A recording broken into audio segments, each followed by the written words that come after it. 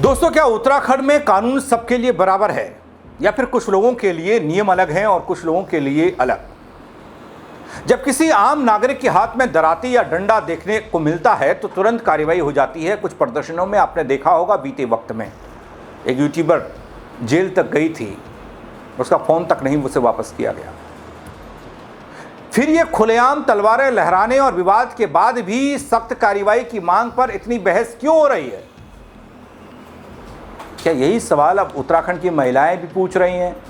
क्या कानून के लोग दोहरा मापदंड रखते हैं?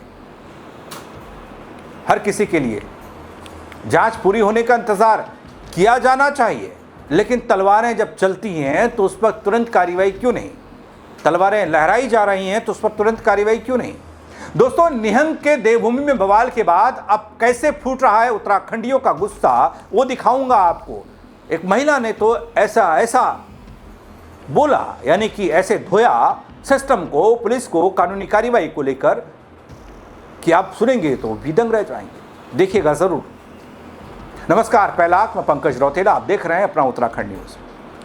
दोस्तों, पंजाबी कौम निहंग की हालिया हरकतों को लेकर पहाड़ से लेकर मैदान तक में आक्रोश दिख रहा है उत्तराखंड में, और निहंग के हंगामे को बेहद लाइटली लेने पर अब पुलिस और प्रशासन के साथ ही सरकार पर भी सवाल उठने लगे हैं कि आखिर उत्पादी होता है दोस्तों। वो किसी सरकार, प्रशासन, पुलिस,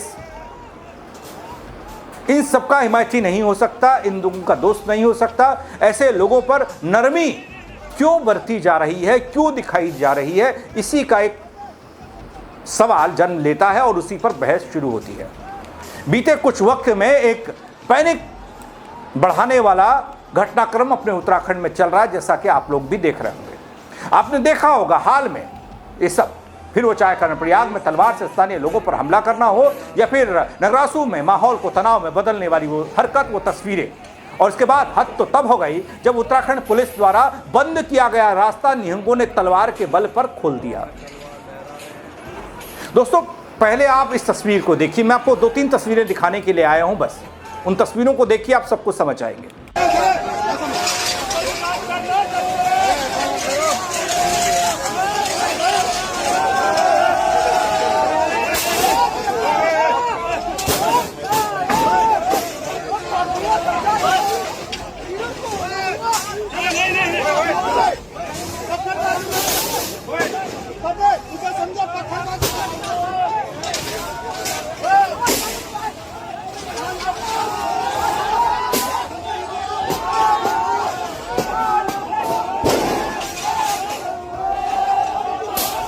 दोस्तों, क्या कर रही है बल पुलिस प्रशासन के सामने ही निहंग उत्तराखंड में आसानी से घुस जाते हैं। दोस्तों, इससे इतर बार बार ये बात की जा रही है कि हम सम्मानजनक निहंग को वापस भेज रहे हैं। इन सबको सम्मान दिया जा रहा है, बैठाया जा रहा है, चाय पिलाई जा रही है, बातचीत करके आप जाइए हाथ जोड़कर, निहंग साहिबान, ऐसा कुछ हमारे डीएम साहब का बयान था। लेकिन दोस्तों, अब इस पर पहाड़ की महिलाएं खुलकर अपनी बात रख रही हैं। वो कहती हैं कि कानून का सम्मान सभी करें, कानून का पालन भी सभी पर लागू होता है कि वो सब करें उसका पालन। सोशल मीडिया पर तरह तरह की प्रतिक्रियाएं आ रही हैं, वीडियोस आ रहे हैं, बयान आ रहे हैं। प्रशासन से निष्पक्ष और समान कार्रवाई की बात हो रही है, न कि सम्मान की। अब जरा उत्तराखंड की इस महिला को सुनिए। वैसे बात तो सच है जो ये कह रही हैं, लेकिन आकलन आप अपने तरीके से करिएगा। डरने की क्या बात है? આપણો પ્રદેશ છે, આપણી સરકાર છે, हम अपना लोगों को वोट देके जी पड़ाया।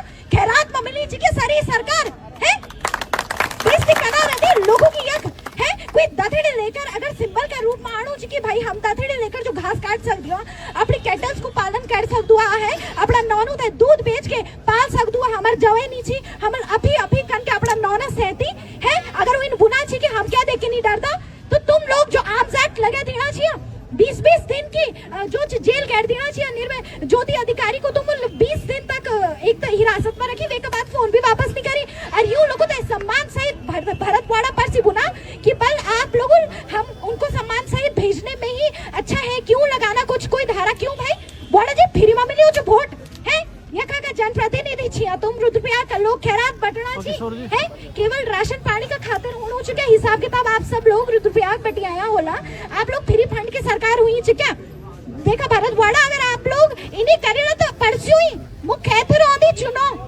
वाड़ा अग्ने को मुछाऊ कब पैथरोंदू पता नहीं लग दू यू जो है का की सरकार है का की खैरात में बैठी सरकार मोदी लहर में जद का लोग हीरो छी बढ़िया प्रदेश ने खैरात समझती प्रदेश का लोगों ने मूर्ख समझती है बिल्कुल ही राशन फ्री में बैठ के पागल बने के दारू पीवे के है एक दिन का खातिर एक रात ही दारू बटवंदी और 5 साल मजा कर दी टीरी मयूल जान चारका की जगह बेचा तुम सभी उधर बेच के खेदिया लो तब खेलो माचा तो ये से पहले कि सरो प्रदेश यू लोग बेच दिया ला आप सभी लोग होश संभाला और होश की दवा खावा यार दगड़ा जरा ना बस इतना ही बोलो लो। दोस्तों इस बात पर क्या बहस करनी कि ये हो क्या रहा है, इस पर तो सवाल ही सवाल हो रहे हैं। कर्णप्रयाग की घटना जब हुई थी उसके बाद से लेकर अब तक, लेकिन अपनी देवभूमि अराजकता यहां स्वीकार नहीं करती और यहां पर अराजकता आसान हो भी नहीं सकती।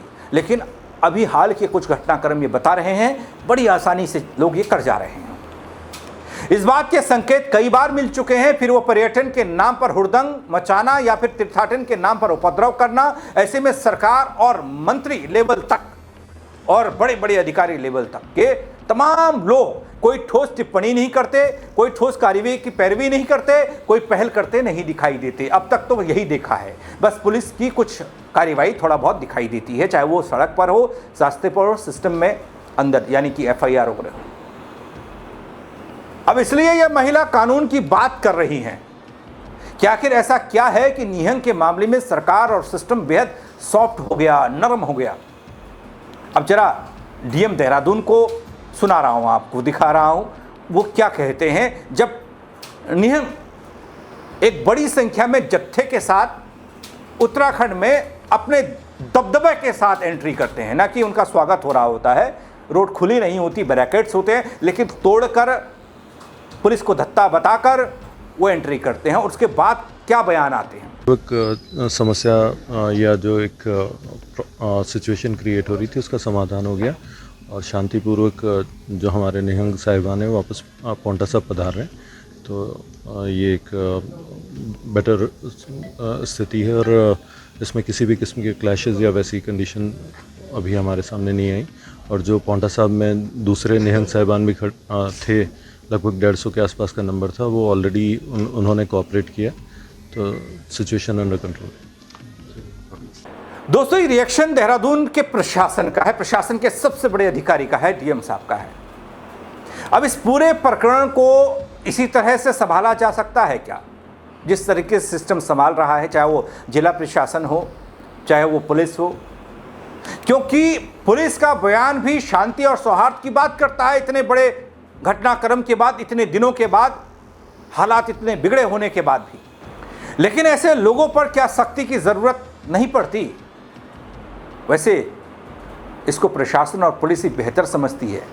डोभाल साहब क्या कहते हैं वो दिखा रहा हूँ। सर लंबे समय से विवाद चल रहा था और आज आपकी बातचीत हुई है। आज सुबह से ही कुल्हाल बॉर्डर के पास में लगातार पुलिस बंदोबस्त किए गए थे, जिसमें काफ़ी सारे संगठन ने हमारी बात को मानते हुए पांवटा साहब वापस लौटना स्वीकार किया था। उनका हम धन्यवाद देते हैं। कुछ लोग वहाँ से निकल गए थे, जो उसमें से 1-2 गाड़ियाँ यहाँ रेस कोर्स आई थी, उनसे लंबी बात के बाद मैं और टीम साहब यहाँ आए थे और उनके द्वारा भी वापसी की गई है। मैं सभी लोगों का धन्यवाद देता हूँ, जितने भी लोग इसमें जिन्होंने हमारा साथ दिया है, और आगे मुझे उम्मीद है कि जो सौहार्द का वातावरण है वो हमेशा बना रहेगा। Thank you. अब दोस्तों आपने देख लिया, पहली तस्वीर मैंने आपको वो दिखाई जो हरकत निहंगों ने की उत्तराखंड में प्रवेश को लेकर। दूसरी मैंने आपको वो दिखाई उस पर हो रही कार्यवाही पर कैसे एक महिला ने प्रतिक्रिया दी है। और तीसरा प्रशासन और पुलिस का रवैया निहंग की इन हरकतों को लेकर। और प्रशासन ये कहता है यहाँ पहुँचते पहुँचते कि हालात नियंत्रण में है और शांति बनाए रखना उनकी सर्वोच्च प्राथमिकता है। ठीक है, अच्छी बात है, लेकिन जनता के मन में, आप सबके मन में कई सवाल उठ रहे होंगे। उन सवालों का अगर मैं जिक्र करूं तो वो भी कम नहीं है।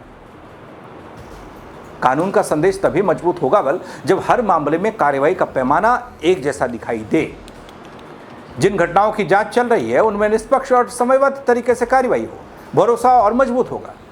लेकिन जो तलवारें खुलेआम हर रोज दिखाई जा रही हैं, लड़ाई तलवारों की थी ना दोस्तों, शुरुआत लड़ाई की तलवारों से ही हुई थी। फिर ये कहा गया कि हथियारों के साथ तीर्थाटन करना, यात्रा करना कितना जायज़ है। कई बहस हुई इस पर। कई ने कहा कि प्रतीकात्मक तरीके से आप गले में लटका सकते हैं, छोटा सा आप कृपाण रख सकते हैं। और जब ये बहस शुरू हुई और उसके बाद तो खुलेआम तलवारें हाथ में लहराई जाने लगी, यानी कि बताने और दिखाने के लिए कि आपकी कुवत है तो आप देख लीजिए, आप रोक लीजिए, आप कर लीजिए। उत्तराखंड की पहचान रही शांति, कानून व्यवस्था, भाईचारा, सब बेड़ा गर्क कर दिया। अब सिर्फ अपीलें हैं, भाई ये कर लीजिए, आप ऐसा मत कीजिए, शांति बनाए रखिए। अब इस कार्रवाई पर नई बहस शुरू हो रही है कि जिन तलवारों को आप बैन करने की ओर बात कर रहे थे, बैन तो छोड़िए, अब उन तलवार वालों को एक बैरिकेड लगाकर रोक तक नहीं पा रहे हैं। दोस्तों, उम्मीद ये की जा सकती है कि ये मामला जल्द शांत हो, कानून व्यवस्था बनाए रखी जा सके और सौहार्दपूर्ण माहौल में हेमकुंड साहिब की यात्रा भी हो। ये निहंग जितने भी हर साल यात्रा करते हैं वो प्यार मोहब्बत से वो यात्रा करते रहें। लेकिन आज ऐसा लगता है कि हर कोई इस पूरे घटनाक्रम को अपने लिए साख का सवाल बना चुका है, चाहे वो निहंग हो या फिर उत्तराखंड के आम लोग। क्योंकि कर्णप्रयाग की घटना के बाद कर्णप्रयाग की जनता या फिर उस रूट पर चलने, जिस रूट पर ये लोग चलते हैं, वहाँ सब ने एक सुर में ये कहा कि हथियारों को प्रतीकात्मक तौर पर आप रखिए, इस पर बैन लगना चाहिए। और दूसरी तरफ हमने ये देखा, इसका रिएक्शन ऐसा आया कि निहंग जत्थे के साथ गाड़ियों में बैठकर नंगी तलवार लहराकर उत्तराखंड में प्रवेश कर गए। तो क्रिया की प्रतिक्रिया है, समझने वाला यहाँ कोई नहीं दिखता। यहाँ सिर्फ और सिर्फ हम किसी से कम नहीं वाली बात चल रही है, जोर चल रहा है। दोस्तों, इस शॉप कॉर्नर को लेकर आप क्या कहेंगे? क्योंकि अगर हम तीर्थाटन और पर्यटन को लेकर अतिथि देवो भव की परिभाषा को और मजबूत करना चाहते हैं, ये हमारा आर्थिकी का आधार भी है, हमारी पहचान भी है, तो क्या नहीं, ऐसा नहीं कि कानून भी उतना ही मजबूत होना चाहिए? कल को कोई किसी का गला काट के चला जाए, कहीं का आदमी, कहीं के पर्यटक का, तो फिर जवाब कौन देगा? जवाब देना होगा उत्तराखंड को, उत्तराखंड की सरकार और सिस्टम को। तब आप क्या करिएगा? तो कानून इतना लचीला क्यों है? कानून ऐसा क्यों नहीं है? नीति ऐसी क्यों नहीं है कि लोगों को डर भी रहे कि हाँ अगर ऐसा हो गया तो फिर यहाँ ऐसा होता है? क्या ये नहीं होना चाहिए?